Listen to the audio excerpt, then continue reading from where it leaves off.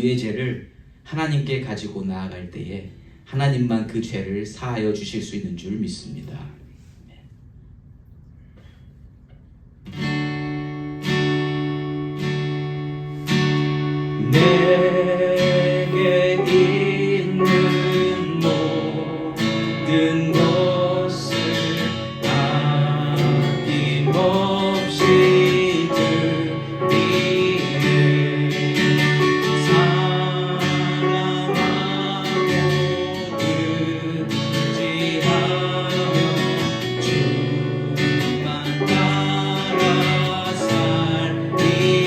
내게 있는 모든 것을 아낌없이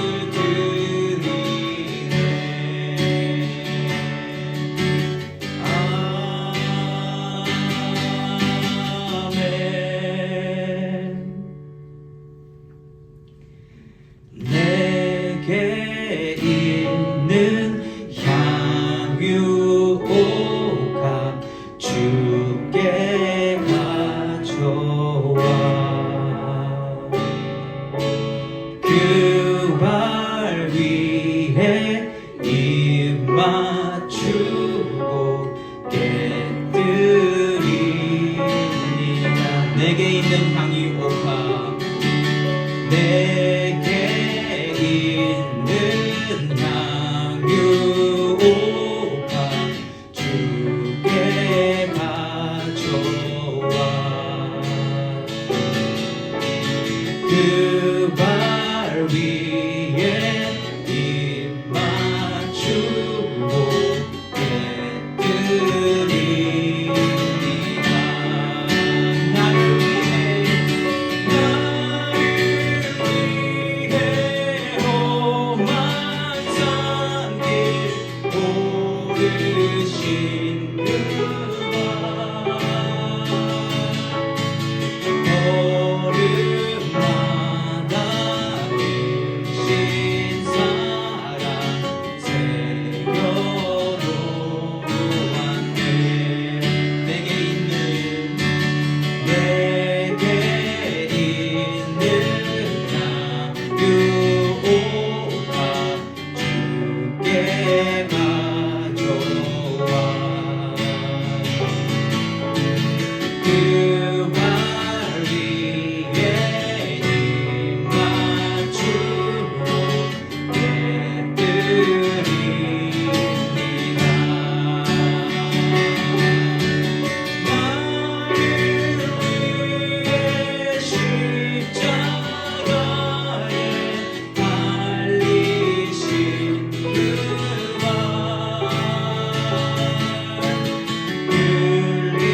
흘리기로 나의 죄를 대속하셨네. 내게 있는 향유 오파 주께 가져와. 그 발 위에 입 맞추고 깨뜨리리라. 주님 다시 이 땅 위에 임하실 그때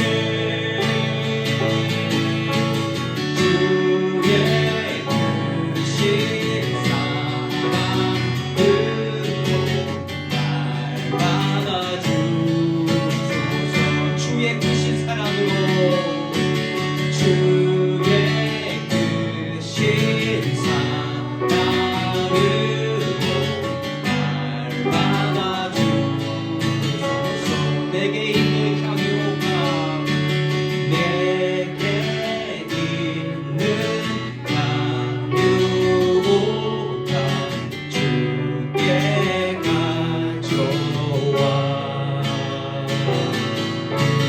그 발 위에 입 맞추고 깨뜨리리라.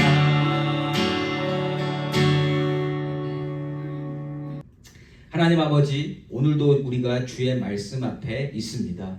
하나님께서 주시는 말씀 온전히 받을 준비가 되게 하여 주시옵소서. 우리의 영을 하나님께서 깨워주시고 우리가 그 말씀을 받을 만한 마음같이 준비되어지며 그렇게 주님께서 주시는 말씀 꼭 붙들고 이 세상을 주님 말씀으로 이겨나가는 우리 모두가 되게 하여 주시옵소서. 모든 영광 하나님께 올려드리오며 예수님의 이름으로 기도드립니다. 아멘. 오늘 말씀 요한복음 12장 1절에서 11절까지의 말씀입니다. 요한복음 12장 1절에서 11절까지의 말씀 우리 먼저 교독하고 나가도록 하겠습니다. 요한복음 12장 1절 말씀 제가 먼저 읽겠습니다. 6월절 엿새 전에 예수께서 베다니에 이르시니 이곳은 예수께서 죽은 자 가운데서 살리신 나사로가 있는 곳이라. 거기서 예수를 위하여 잔치하시되 만나는 일하고 사사는 예수와 함께하는 현장에 있더라. 마리아는 지극히 비싼 향유 곧 순전한 나드 한 근을 가져다가 예수의 발에 붓고 자기 머리털로 그의 발을 닦으니 향유 냄새가 집에 가득하더라. 제자 중 하나로서 예수를 잡아줄 바로나가 말하되 이 향유를 어찌하여 300데나리온에 팔아 가난한 자들에게 주지 아니하였느냐 하니 이렇게 말하면 가난한 자들은 상관이 아니하여 그 도둑이라 공개를 받고 있는 것을 훔쳐가리라. 예수께서 이르시되 그를 가만두어 나의 장래할 날을 위하여 그것을 간직하게 하라. 가난한 자들을 항상 너희와 함께 있거니와 나는 항상 잊지 아니하리라 하시니라. 유대인의 큰 무리가 예수께서 여기 계신 줄을 알고 오니 이는 예수만 보기 위함이 아니요 죽은 자 가운데서 살리신 나사로도 보려 함이로라. 대제사장들이 나사로까지 죽이려고 모의하니 함께 읽습니다. 나사로 때문에 많은 유대인이 가서 예수를 믿음이로라. 아멘. 아멘. 저는 오늘 확신으로 드리는 삶이라는 제목으로 말씀을 나누기 원합니다. 죄인으로 태어나서 하나님을 모르는 사람, 그러니까 모든 인류를 말하는 거죠. 그러한 사람은 기본적으로 자기 자신을 위한 삶을 살게 됩니다. 이건 부인할 수 없어요. 태어나자마자 누군가에게 뭐 희생하고 주고하고 그런 거 없습니다. 예, 태어난 아기들은 다 자기를 위해서 살아갑니다. 밥 달라, 기저귀 달아달라, 불편하다. 예, 그게 우리 기본 모습이라는 거죠. 그래서 자기만 알고 자기를 위해서 산다고 할 때 우리는 어떤 표현을 써요? 이기적이다라는 표현을 씁니다. 이기적이다. 인간의 이기적인 모습은 죄인된 인간의 본능이라는 거예요. 따로 이기적이라고 할 필요가 없습니다. 우리 다 이기적으로 살게 되었다라는 거죠. 그러면 애초에 인간이 처음 만들어졌을 때에도 이기적이었을까요? 어떻게 생각하십니까? 아담이 하나님으로 말미암아 처음 창조되었을 때에 아담이 이기적이었을까요? 어떻게 생각하세요? 저는 아니라고 생각합니다. 예. 왜냐하면 인간은 하나님의 형상으로 지음받았기 때문입니다. 자, 그러면 하나님의 형상으로 만들어졌으니까 하나님의 성품을 따져본다면 하나님은 이기적인 분이신가요? 어떻게 생각하세요? 하나님은 이기적인 거와 완전히 반대이신 분입니다. 하나님은 받는 것을 별로 안 좋아하신다라기보다 받는 거가 별로 중요하지 않으신 분이에요. 왜 그런지 아세요? 하나님은 이미 주인이시기 때문입니다. 모든 우주 만물을 지으시고 모든 것의 주인이시고 모든 것을 가지신 분이기 때문에 더 받으실 필요가 없으신 분이에요. 더 받으실 필요가 없으신 분은 받는 거에 별로 연연하지 않으신다라는 거예요. 이미 다 내 건데. 우리도 다 내 거면은 그거를 내 거를 이미 내 건데 그걸 누가 나한테 주면 그거 별로 의미 있어요, 없어요? 없잖아요. 하나님은 그런 분이시라는 거예요. 그러한 하나님의 형상을 입고 만들어진 인간은 애초에는 이기적이지 않았다는 겁니다. 하나님과 같은 마음을 가진 존재였다. 이러한 아담, 하나님의 형상으로 지어진 아담은요, 자신의 아내를 어떻게 얻어요? 자기 뼈를 내어 줌으로 만들어졌잖아요. 그 아내가. 물론 자기 의지로 한 건 아닙니다. 깊이 잠들 때에 하나님이 그 뼈를 취하셔서 거기에 살을 붙이셔서 아내를 주셨잖아요. 그러니까 아내를 보면서 뭐라 그래요? 이는 내 뼈 중에 뼈요 살 중에 살이니라. 이게 무슨 뜻입니까? 내 것으로 만들어졌는데 너무 귀하다라는 거예요. 내 걸 주었는데 너무 귀하다. 이거 이기적입니까? 아니란 말이에요. 그러니까 처음에 죄를 짓기 전에는 인간은 하나님을 닮은 그런 모습이었다.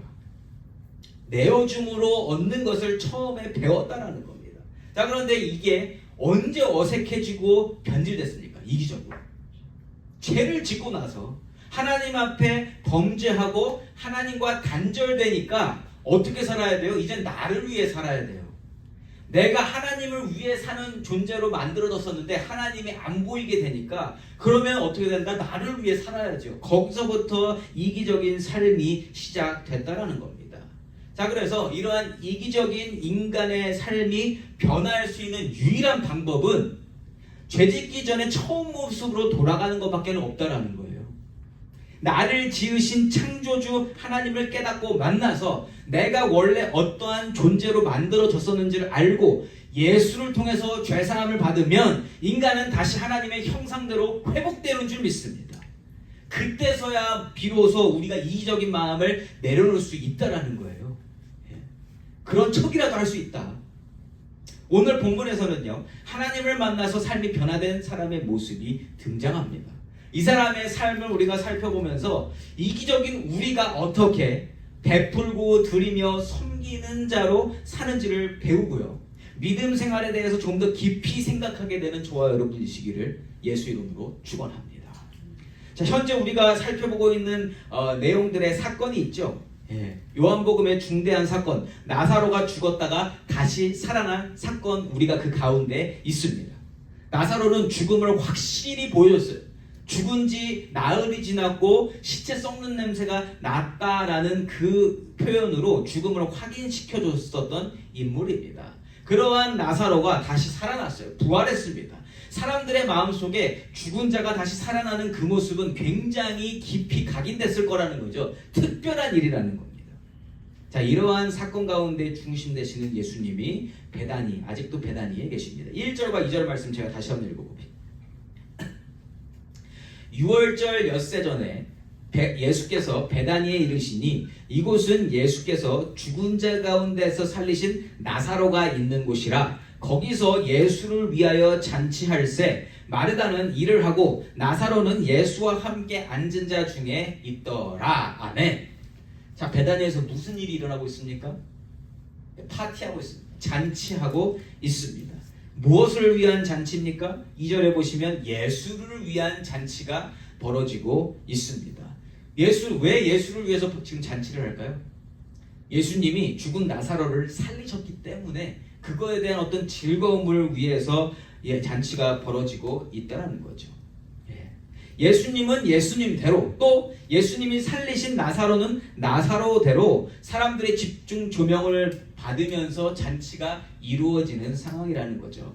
자, 그런데 2절에서 증거하듯이 마르다는 잔치를 위해서 일을 돕고 있습니다. 자, 왜 돕고 있을까? 당연한 거 아니겠어요? 오빠가 살아났잖아요. 오빠가 살아났고 본인이 사랑하는 예수님이 지금 그러한 모든 능력을 보여주셨기 때문에 그러한 일들로 말미암아 마음이 감동되어서 잔치를 돕고 있다라는 거예요. 너무 쉽게 이해가 되죠? 이 상황이. 자, 그래서 마르다는 예수님께서 행하여 주신 일과 더불어 죽었던 오라버니가 살아난 일에 대해서 감사와 감동으로 예수님께 자신의 시간과 자신의 노동과 노력을 드리고 있다라는 것을 확인할 수 있습니다. 자, 그런데 참 귀한 일인데 이 약효가 얼마나 갈까? 이 감동과 감격이 얼마나 오래 갈까요? 여러분, 이 감동과 감격은요, 잔치가 끝나고 나면 아마도 그냥 희미해질 가능성이 큽니다. 왜냐? 이게 감동이 살려주신 예수님 때문에도 그렇고 살아난 오빠 때문에도 그런데 이게 도대체 어디에 더 무게가 실려있는지를 우리가 잘 봐야 된다는 거죠. 일상으로 돌아갔을 때 이제 잔치가 끝나고 그냥 일상으로 돌아갔습니다. 그때도 이 감동이 계속 여전히 이어질까? 한번 생각해 보자라는 거죠. 저는 이 부분을 보면서 수련회 같은 게 생각이 났어요. 여러분도요, 수련회 언제 가보셨는지 모르겠지만 수련회 때 그 뜨거운 마음들이 언제 사그라진다? 보통 금, 토, 주일날 가면 월요일 되면 그 감동이 싹 없어진다. 거짓말처럼 없어져. 거짓말처럼. 막 토요일날 밤에 그 뜨겁던 마음들이 주일날 살짝 남았다가, 왜냐면 예배를 드려야 되니까. 근데 월요일날 일상 돌아가잖아요. 그런 적이 있었나? 이러한 마음이 된다는 거예요. 그래서 저는 그러한 비슷한 부분이 오늘 마르다의 모습이 아닐까 싶어요. 이제 잔치가 끝나고 다 일상으로 돌아가고 오빠도 살아나긴 했는데, 죽었다 살아나긴 했는데 살아난 게 일상이잖아요. 그러면 이게 그냥 그 감독대로 있을까? 아닐 것 같다라는 생각이 든다는 거죠. 자, 그래서 왜 저는 이렇게 보게 됐느냐? 이어지는 말씀 속에서 비교할 수 있는 부분이 드러나고 있다는 겁니다. 이어지는 말씀 속에서는요, 오라버니가 살아나게 된 일을 똑같이 경험한, 마르다처럼 경험한 사람이 누구예요? 자매 마리아도 똑같은 경험한 거 아닙니까? 지금 자기 오빠가 살아난 거잖아요. 그런데 그 마리아의 행동이 소개되어지는데 조금 차이가 있다는 겁니다. 무엇이 다른지 차이점을 살펴보시면서 말씀을 묵상해 보시기 바랍니다. 3절 말씀입니다. 마리아는 지극히 비싼 향유 곧 순전한 나드 한 근을 가져다가 예수의 발에 붓고 자기 머리털로 그의 발을 닦으니 향유 냄새가 집에 가득하더라. 아멘. 차이점을 발견하셨습니까? 마리아 역시 오라버니 된 나사로의 부활로 말미암아 기뻐했을 것은 의심의 여지가 없어요. 당연히 기뻤겠죠. 죽은 오라버니가 살아났으니까. 그리고 죽기 전에 병들었을 때도 오빠가 살아나기를 바라는 마음으로 예수님을 불렀던 장면 기억나시죠? 그만큼 간절히 원했던 일이기 때문에 분명히 오빠 때문에도 기쁠 것입니다. 그래서 예수님을 위한 잔치에도 참여했을 거예요. 나사로도 있었기 때문에. 자, 그런데 3절에서 보여지고 있는 마리아의 행동의 중심에는 누가 있어요? 예수님이 계시다라는 거예요. 잔치 자체보다는 그 모든 곳에서 예수님만 바라보고 있는 마리아의 행동이 보이고 있다라는 겁니다. 예수님께 드린 것, 마리아가 예수님께 드린 것은요, 상상을 초월하는 섬김입니다. 3절에서 증거하듯이 지극히 비싼 향유 나드 한 근을 가져다가 예수님 발에 부어드렸습니다. 그리고 그 향기가 온 전체에 퍼졌다라고 증거하고 있죠. 자, 이 부분을 경제학적으로 접근해 보면 이 섬김은 남는 게 있는 장사입니까? 남는 게 없는 장사입니까? 향수는 어디다 쓰는 거예요? 향나라고 쓰는 거 아니에요? 근데 우리 향수 뿌릴 때 향수 한 병 사시면 요만한 거 3.3리터인가 그렇잖아요. 330ml인가? 그 정도 그거 다 부어요? 아니잖아요. 그냥 칙칙 그것도 아주 세밀한 분자로 나오게 희미하게 나오게 해가지고 우리 오래 쓰잖아요. 그러니까 향수의 목적은 뭐 냄새 나게 하는 거고 그거 오래 쓰기 위해서 아껴 쓰잖아요. 근데 이제 마리아 어떻게 했다고요? 그 비싼 거를 다 부어버렸다라는 거예요. 자, 경제학적 측면에서 이거 효율성 있습니까? 없습니까? 전혀 없습니다. 가성비는요 제로입니다. 마이너스예요. 마이너스. 자, 이 행동으로 말미암아 마리아가 물질적으로 유익함을 얻게 될 게 있어요? 없어요? 하나도 없다. 하나도 없다. 남긴 뭐 없다. 아무것도. 이 글을 쓰고 있는 사도 요한이 바로 이 부분을 드러내고 싶은 거예요. 마리아는 남는 게 없을 일을 하고 있다.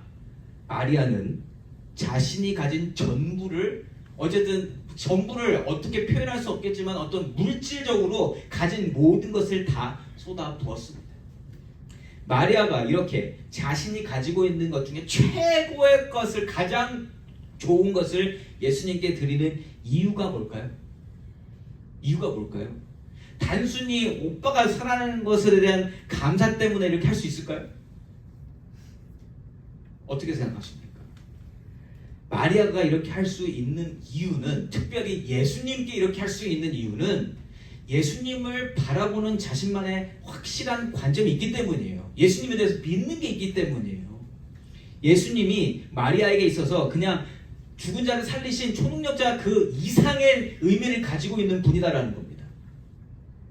마리아는요, 예수님께 계속 귀를 기울이던 사람이에요. 그러니까 예수님이 하시던 말씀에 대해서 계속 생각했던 사람이라는 거예요.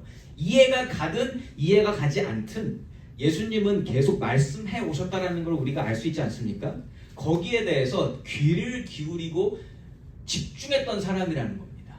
그런데 죽은 나사로를 부활하게 만드신 일을 지나면서 예수님에 대해서 더 확실한 믿음이 생긴 거예요. 예수님이 하시던 말씀을 되뇌고 이 사건을 같이 종합해 보니까 예수님이 하나님이시라는 결론이 나왔던 겁니다. 그러니까 예수님에 대해서 이제는 다른 사람들이 그냥 일반적으로 보는 그 이상의 하나님으로 보게 됐다는 것을 이 행동이 증거하고 있다는 겁니다. 그리고 이제 얼마 안 있으면 십자가에 못 박혀 돌아가심으로 모든 이들의 죄를 담당하실 메시아임을 말씀 속에서 깨달았다라고 저는 분명히 믿습니다. 그래서 그 장례를 위해서 지금 기름을 붓고 있는 거예요. 그걸 깨달은 사람이라는 거죠. 이미 예수님께서 계속 말씀해 주셨던 것들을 기억하고 이걸 조합하고 하나님 주신 그 믿음으로 모든 것을 보니까 하나님이신 거예요. 이 믿음이 생긴 겁니다. 그래서 마리아의 행동은요, 아무나 할 수 있는 일이 아니라는 겁니다. 그냥 일반적으로 감격과 감동으로 할 수 있는 일은 절대로 아니다. 오로지 하나님이심을 인정하고 하나님을 만났을 때만 할 수 있는 일이다. 그 하나님이 어떤 분이에요? 죄로 말미암아 죽을 자를 구원하셔서 하나님의 은혜로 내가 살고 있구나를 깨달은 자만 하나님께 이렇게 드릴 수 있다라는 거예요. 그런데 예수님을 하나님으로 못 보고 예수님이 우리의 죄를 담당하시고 돌아가실 분으로 생각하지 못한다면, 받아들이지 못한다면 절대로 마리아처럼 행동할 수 없게 된다. 교회에 오시는 분들 중에 진짜 믿음이 있는 사람과 진짜 믿음이 없는 사람이 어떻게 갈리우냐면, 하나님께 어떻게 그렇게 드릴 수 있습니까? 라고 물어봤을 때 그걸 계산하는 사람과 계산하지 않은 사람, 그렇게 나뉘어질 수 있다는 거예요. 마리아는 지금 전혀 계산하지 않습니다. 자, 그런데 예수님을 마리아처럼 바라보지 못하는 사람은 이 마리아의 행동에 대해서 어떻게 생각할까? 이렇게 생각할 것 같아요. 저렇게까지 해야 되나? 아니 아니 좋아. 자기가 마음대로 한다는데, 근데 저렇게까지 해야 되나? 이렇게 인간적인 계산으로 이 상황을 바라보는 사람이 오늘 있다라는 거예요. 누굽니까? 가룟유다. 4절에서 6절까지의 말씀입니다. 제자 중 하나입니다. 제자 중 하나로서 예수를 잡아줄 가룟유다가 말하되, 이 향유를 어찌하여 300데나리온에 팔아 가난한 자들에게 주지 아니하였느냐 하니, 이렇게 말함은 가난한 자들을 생각함이 아니요 그는 도둑이라 돈꾀를 맞고 거기 넣는 것을 훔쳐가미러라. 아멘. 가룟유다는요, 아주 교묘한 사람입니다. 머리 잘 돌아가는 사람이에요. 여러분, 경제적으로 그 모든 것을 보고 계산하고 할 수 있는 사람 똑똑해야 돼요. 그냥 아무나 못합니다. 가룟유다는 똑똑한 사람 맞아요. 그 똑똑한데 이 똑똑함을 어디다 쓰느냐? 자기 진짜 생각이 있습니다. 이 사람은 도둑이라고까지 이미 성경에서 표현하고 있어요. 그런데 그러한 아주 시커먼 마음을 어떻게 표현해요? 가난한 자들을 위해서 쓸 수 있는 그러한 방법이 있었는데 어떻게 이렇게 낭비를 하고 있나? 이렇게 이야기를 하고 있다는 거죠. 자, 그냥 들으면, 아무 생각 없이 들으면 가룟유다의 말 일리 있습니까? 없습니까? 일리 있죠. 경제적 개념으로는 충분히 따져볼 만한 개념이라는 겁니다. 지금 아까 3절에서는 순전한 나다 한 근이라고만 표현이 됐는데, 이게 얼마 돈이 되는지는 모르는데 가룟유다가 아주 친절하게 얘기해 주죠. 야, 그 정도면은 이거 300데나리온에 팔 수 있어. 가격을 몰랐는데 가룟유다 덕분에 우리가 가격을 알았습니다. 자, 300데나리온은 얼마인가? 1데나리온이 하루 품삯이니까, 노동자. 자, 그럼 우리 식으로 한번 계산해 볼까요? 물론 우리가 사는 조지아는 미니멈 페이가 굉장히 낮습니다. 근데 우리가 그냥 시간당 15불 받는다고 생각해 볼까요? 그럼 우리가 15불 하면은 8시간, 일주일 하면 40시간이죠. 그 40시간이 52주니까 1년치 계산하면 어느 정도 돼요? 31,200불이 됩니다. 써놔서 제가 이미 계산했기 때문에 나오는 거지, 지금 머리로 암산한 거 아닙니다. 준비해 온 거죠. 31,200불이에요. 자, 그러면 30,000불어치의 이 향수를 예수님께 부어드렸다. 저 30,000불인데. 가룟유다는 그거 보자마자 뭐가 떠서 30000이 떠오르는 겁니다. 아깝다 저거. 저거 30,000불짜리 저거 좀 아꼈으면 다른 데 더 쓸 수 있다라고 말은 했지만, 자기 생각엔 뭐예요? 야, 저거면은 내가 평생, 그 1년이니까 그래도 내가 하고 싶은 거 하고 사고 싶은 거 사고 놀고 싶은 거 다 놀 수 있는 그러한 거 저거 나한테 주지 차라리. 이러한 생각을 가지고 있었다라는 겁니다. 그래서 여기서 확실히 알 수 있는 게 뭐냐면, 가룟유다는 예수님이 그렇게 가치 있어 보이지 않는 거예요. 예수님께 드린 건데 그만큼 받을 만한 가치가 있는 분이 아니라고 생각했기 때문에 30,000불이 아까운 거 아닙니까 지금? 주님이 먼저인가 나의 계산이 먼저인가를 생각해보는 장면, 생각해보게끔 하는 장면이라는 거죠. 저는 이 장면을 생각하다가 문득 떠오르는 어떤 한 씬이 있습니다. 우리 교회의 이야기는 아니에요. 그런데 많은 교회들이 선교를 갈 때 선교팀이 움직이잖아요.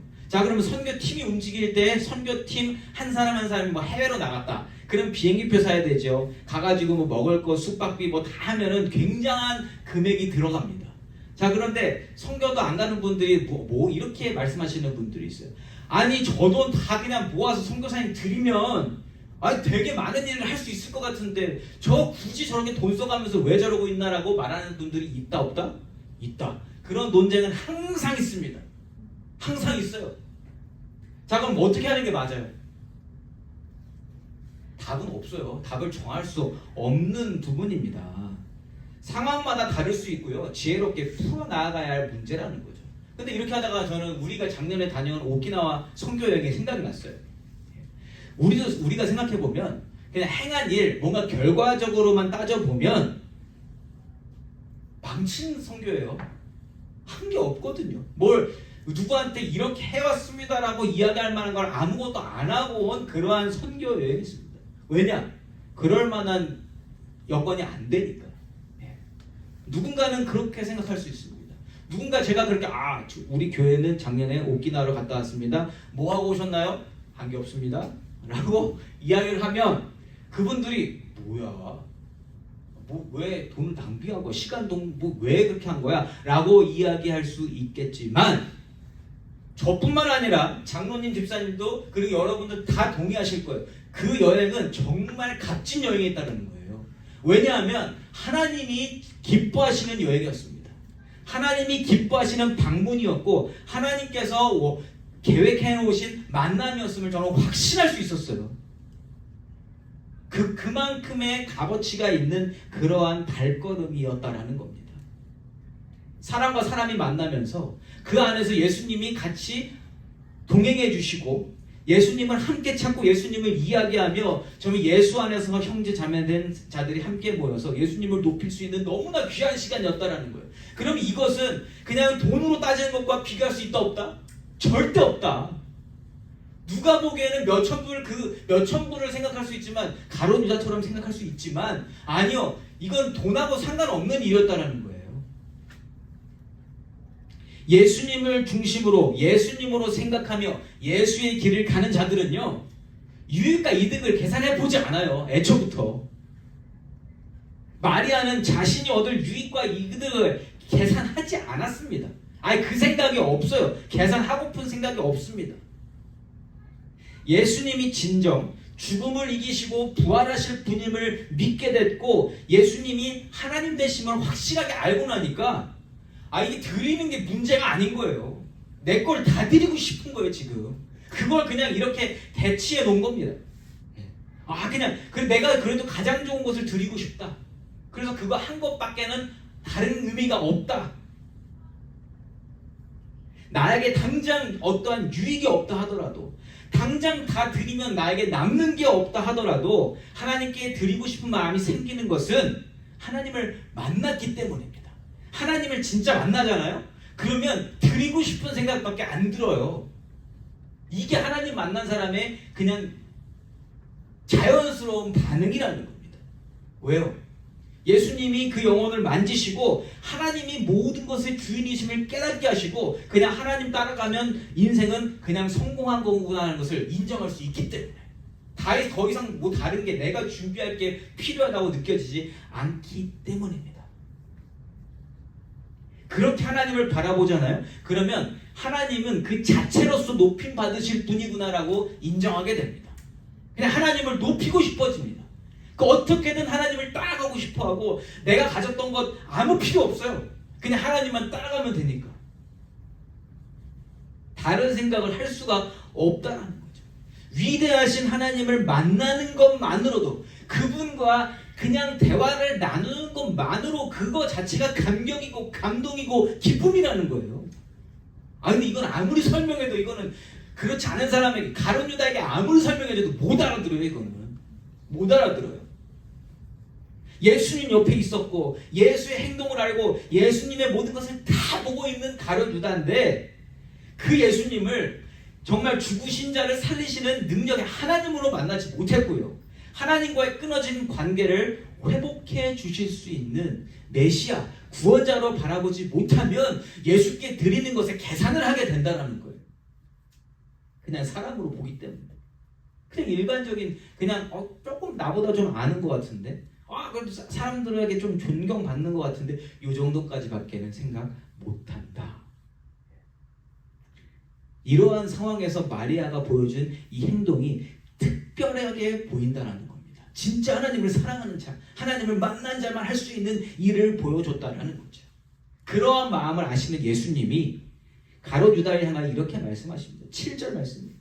예수께서 이르시되 그를 가만두어 나의 장래할 나를 위하여 그것을 간직하게 하라. 아멘. 이거 무슨 시크릿 코드가 있지 않아요? 예수님이 돌아가실 것을 아는 사람만 알아들을 수 있는 말씀이란 말이에요. 가룟 유다에게 leave her alone 이라고 이야기하지만 가룟 유다는 못 알아들었을 겁니다. 그러나 이 말씀을 하실 때 알아듣는 사람은 알아들었을 거고 예수님이 돌아가실 거구나. 돌아가시겠구나. 예수님은요 이 부분을 통해서 확실하게 마리아가 부어드린 향유, 이 마리아의 섬김을, 드림을 온전히 받으셨음을 나타내고 계시는 거예요. 기쁘게 받으셨다. 마리아의 마음을 받으셨을 뿐 아니라 마리아의 행동으로 말미암아 앞으로 일어나게 될 일에 대한 영광 또한 드러나고 있기 때문에 예수님은 이거 자체가 너무 기쁘신 겁니다. 물론 동시에 인간이시기 때문에 그 죽음 앞으로 가야 하는 그 공포도 있으실 것입니다. 그러나 예수님은 이 땅 가운데 구원을 주시러 베푸시러 오신 분이시고 율법을 완성시키시러 오신 분이시잖아요. 그래서 마리아와는 다르게 자신을 위한 계산이 빠르고 믿음이 없이 예수를 섬기고 있는 유다를 향해서 한마디 귀한 말씀을 남겨주십니다. 8절 말씀입니다. 가난한 자들은 항상 너희와 함께 있거니와 나는 항상 있지 아니하리라 하시니라. 아멘. 가난한 자를 위해서 이야기한 게 아니라는 것까지 알고 계셔요. 그렇잖아요. 그 시커먼 속내를 알고 계시지만 아까 가난한 자들을 이야기했기 때문에 가난한 자들에 대해서 말을 꺼내시면서 뭐라 그러세요? 가난한 자들은 항상 너희와 있을 건데 나는 너희와 항상 있지 않을 거야. 난 하늘로 올라갈 거야. 난 죽고 부활해서 이제 하늘로 올라갈 거다 라고 말씀을 하시는 거죠. 가룟 유다의 마음을 꿰뚫어 보시고 하신 말씀이에요. 상황 비교를 통해서 유다도 알아들을 수 있는 기회를 주시고 계시다라는 겁니다.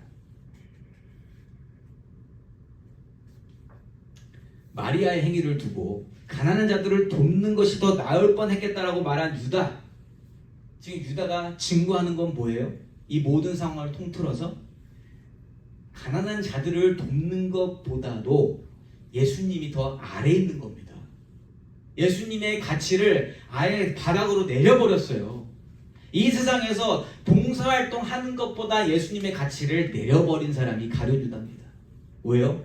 자기가 그렇게 인식하고 있으니까. 예수님을 예수님으로 바라보지 못하니까요. 가난한 자들은 항상 있을 것이지만 눈앞에서 말씀하시고 눈앞에서 기적을 일으키시는 예수님은 곧 죽으실 것인데 그 예수님을 보는 게 훨씬 더 중요한 일이다. 마리아가 한 것처럼 해야 된다라는 것을 이 말씀을 통해서 전하고 계시는 겁니다. 근데 이 말씀은요, 저와 여러분, 이 세상에 있는 모든 사람들이 똑같이 적용이 됩니다. 뭐냐? 영원을 다스리실 수 있는 하나님, 그 예수님과 잠시 잠깐 100년이라고 칩시다. 우리가 100년 되는 시간을 살아가는 우리의 인생, 영원과 100년을 비교하면 뭐가 훨씬 더 중요해요? 당연한 답이 나오잖아요. 그런데 우리는 비교될 수 없는 두 개임에도 불구하고 어디에 더 무게를 두고 살고 있는가, 이걸 질문하고 싶은 겁니다. 솔직히 볼까요? 우리 어디에 더 무게를 둡니까? 영원에 더 무게를 둡니까? 아니면 그 영원에 비해서 전밖에 안 되는 100년의 시간에 우리가 모든 걸 쏟고 있을 겁니까? 조금 더 구체적으로 죽어서 영원히 하나님과 함께 있을 것인지, 아니면 100년 동안 잘 배부르게 먹고 즐기고 누리다가 지옥에서 영원히 고통받을 것인지를 비교한다면 뭘 고르시겠냐는 거예요. 당연히 하나님과 함께 있으려 고를 것 같지만 우리 삶을 보면 그 삶을 살고 있냐는 거예요. 우리 무슨 삶 살고 있냐는 겁니다. 당연한 거지만 현실은 어쩌라는 겁니다. 현실. 가룟 유다 욕하고 있지만 우리의 모습 속에 3만 불 생각하고 있는 우리의 모습이 분명히 보이고 있지 않냐는 거예요. 근데 우리는 그럴 수밖에 없는 존재다. 왜요? 3만 불 생각하게끔 태어난 존재이기 때문에, 본능으로 그렇게 살게 된 그러한 자들이기 때문에 그럴 수밖에 없다라는 거예요. 그러한 자가 하나님께서 주신 믿음을 받고 믿음으로 말씀을 읽고 이해하며 하나님을 깨닫고 나면 그제서야 비로소 하나님을 아는 것, 하나님을 믿고 사는 것이 이렇게 좋은 거구나를 깨달아야만 거기서 뒤집어질 수 있다는 겁니다. 그거 없으면 우리는 3만 불 생각하고 살아가는 그 사람으로 쭉 가게 된다는 겁니다.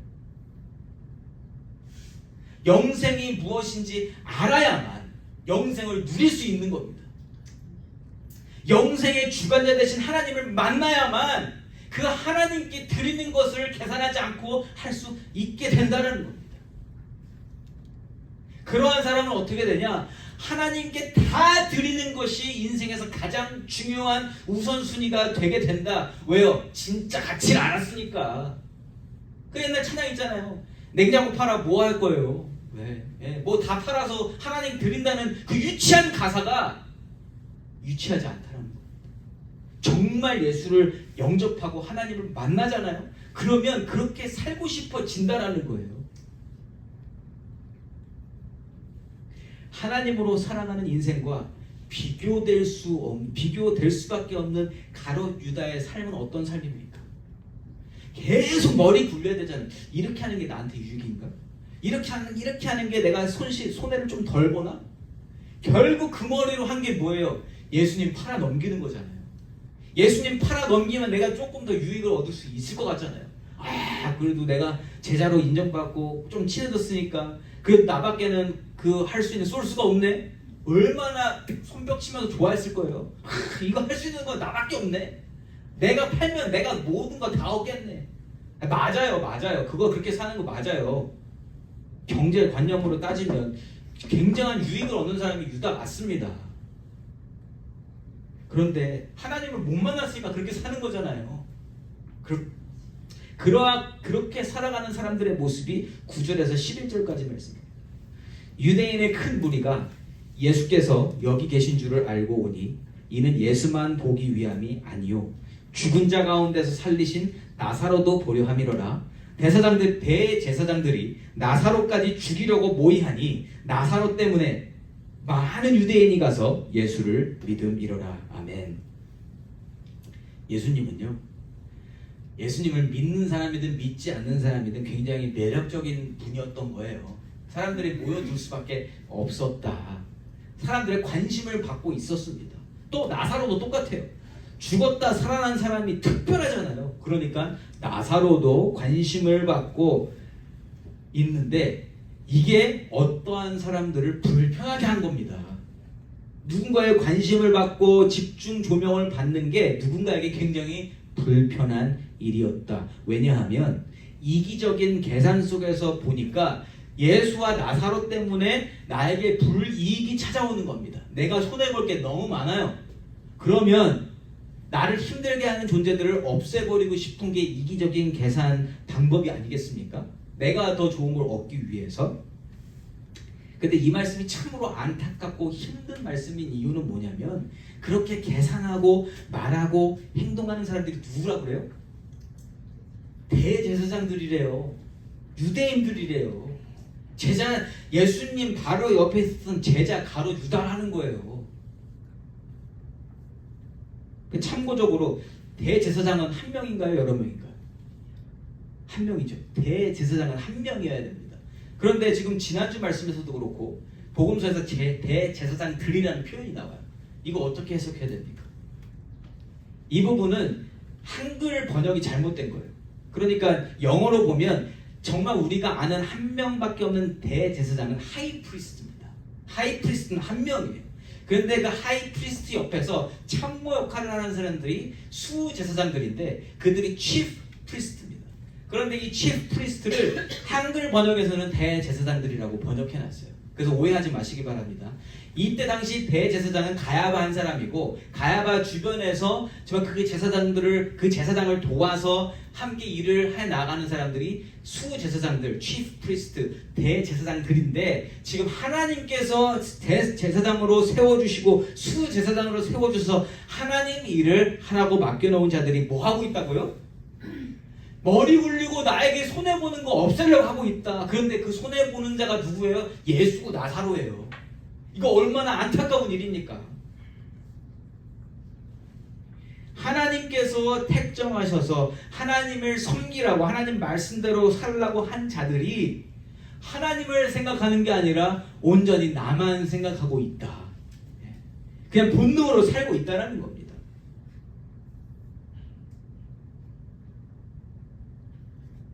여기서 우리가 뭘 알 수 있는가? 진짜 하나님을 만난 자와 진짜 하나님을 만나지 못한 자가 확실히 구별될 수 있다. 뭘로요? 하나님을 정말 만나서 하나님을 사랑하는 사람은 하나님께 드린 것이 전혀 아깝지 않다라는 겁니다. 아니 그런 생각조차 하지 못합니다. 드리는 것에서 끝난다. 그 이후의 일은 나는 생각하지 않습니다. 왜요? 나에게는 드리는 것이 가장 중요한 일이니까. 받는 게 중요하지 않아요. 받는 건 이미 받은 거 아니에요?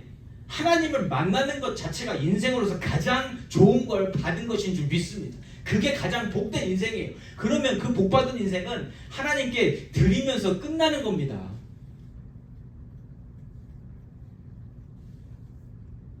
하나님에 대한 믿음이라는 게 뭡니까? 창조주 하나님, 이 세상 모든 것의 주인 되신 하나님, 모든 것을 공급해 주실 수 있는 하나님, 말씀 한마디로 이 세상을 창조하실 수 있는 하나님을 믿는다라는 거예요. 그러면 내가 느끼는 필요한 것, 그거 하나님 주실 수 있다 없다? 주시고도 남으실 분이 우리 하나님이십니다. 그 믿음만 있으면 이 세상 살아가는데 어려움 없다라는 거예요. 어려움 없다. 그리고 그 하나님을 믿는다라는 것은 전적으로 내 인생도 하나님 것이라는 걸 믿는 거고요. 하나님이 만지시고 인도하시는 인생이고 하나님께서 부르시면 언제든지 가서 영원토록 하나님과 함께 있음을 믿는 것을 우리가 믿음이라고 이야기한다는 거예요. 그게 믿음입니다. 즉 죄 짓기 전의 모습을 이 땅 가운데서 회복받고 하나님 한 분만이 우주 만물의 주인이심을 깨닫고 하나님으로 살고 하나님 위해서 살아가는 것, 이게 하나님에 대한 믿음이라는 거예요. 믿음. 이 믿음이 완성되어지기 위해서 필요한 게 뭡니까? 우리가 가지고 태어난 그 죄를 용서받아야 되는 거 아니겠습니까? 그게 용서받아야 되는데 그 용서에 대한 책임을 져주시는 분이 예수 그리스도시고 예수님을 믿는다는 것은 바로 이 큰 시스템, 지금 하나님 말씀하신 믿음이 무엇인지를 말씀해 주신 그 모든 구조를 이해하고 받아들인다는 거예요. 그래서 예수를 목숨처럼 사랑하고 섬길 수 있게 되는 것, 이게 하나님 말씀하시는 믿음입니다. 그리고 마리아가 가진 믿음이 거기까지 간 거예요. 그러니까 예수님께 모든 걸 다 드릴 수 있었던 겁니다. 사랑하는 성도 여러분, 우리가 하나님을 사랑하고 알면 하나님이 어떠한 분이신지를 확인하게 되면 다 드릴 수 있게 됩니다. 확신으로 드릴 수 있게 된다는 거예요. 헤지테이트 하지 않습니다. 갈등하지 않습니다. 그게 당연하게 여겨지게 될 겁니다. 이 사실을 입증해 주는 것이 마리아도 그 역할을 하고 있지만, 그런데 가장 중요한 건 우리 예수님이 그걸 보여주시고 계시다는 거예요. 예수님은 십자가에서 죽으신 후에 전지전능하신 하나님 아버지께서 죽은 자를 다시 살려주실 것을 확신하셨기 때문에 목숨까지 다 드릴 수 있었다는 거예요. 그 믿음으로 하나님께 다 드렸습니다. 그리고 그 믿음으로 다시금 살아나셨습니다. 그걸 보여주신 분이 우리 예수님이시라는 거예요. 인간으로서 죽음은 여러분 받아들일 수 없는 공포의 대상입니다. 우리는 죽으려고 태어난 자들이 아니거든요. 원래 아담이 만들어졌을 때 하나님과 영원히 함께 지낼 수 있는 존재로 만들어진 게 우리 인간이에요. 그렇기 때문에 죽음이라는 것은 우리에게 어색한 겁니다. 그런데 그 죽음을 사람의 몸을 입으시고 죽음을 당할 수밖에 없으신 존재가 되신 게 예수님이시기 때문에 예수님은 그 죽음에 대한 공포까지도 느끼셔야 됐다라는 거예요. 그런데 그걸 알고 계심에도 불구하고 믿음으로 확신으로 십자가의 길을 걸으시며 목숨을 내어주신 분이 우리 예수님이십니다. 왜요? 예수님은 확실하게 하나님이 모든 것을 하실 수 있는 분, 죽음에서 살려내실 분임을 믿으셨기 때문입니다. 저와 여러분이 이 세상을 이기고 하나님께 다 드릴 수 있는 믿음은 오직 하나님에 대한 확신, 예수에 대한 확신이 있어야만 가질 수 있는 거예요. 이건 설득이 안 됩니다. 이거는 예수님을 만난 자만 확인할 수 있는 부분입니다. 그래서요, 여호수아 때에 여호수아가 죽어가면서 사람들에게 예수님 하나님만 섬기실 겁니까? 네, 섬기겠습니다는 다짐과 선포는 별로 중요한 의미가 없다라는 거예요. 사람들 감동시켜서 감정 막 이끌어내놓고 수련회 때 마지막 밤에 사람들 감정 막 이끌어내서 결정하시겠습니까? 결정하겠습니다. 이거 별로 소용없다라는 겁니다. 그게 중요한 게 아니라 진짜 하나님 만나잖아요. 결단이 필요 없어. 내가 그냥 드리고 싶어지는 게 우리의 모습일 겁니다. 하나님에 대한 사랑과 은혜와 믿음과 확신이 먼저일 때에 우리는 나도 모르게 성령의 감동하심으로 성령의 은혜와 인도하심으로 내 삶을 드리고 있을 겁니다. 이미 하겠습니다가 아니에요. 임하시면 우리는 하고 있게 됩니다. 이번 한 주간을 살아가시면서 한번 생각해 보시면 좋겠습니다. 애초에 이기적으로 태어났던 내 자신이 하나님을 얼마나 확신하며 살아가고 있을까? 하나님을 섬기면서 대제사장들처럼 유대인들처럼 가롯 유다처럼 계산하고 유익을 따져보고 있지는 않은가? 아니면 나도 모르게 마리아처럼 내가 가진 것을 다 드리고 그것 자체로 기쁨을 누리고 있는 사람인가? 진지하게 고민해 보시고 진지하게 하나님 앞에 나아가셔서 하나님께 모든 것을 그냥 다 드릴 수 있는 그러한 믿음의 사람으로 다시 한번 재정비되시고 거듭난 존재로 살아가시기를 예수 이름으로 간절히 부탁드립니다.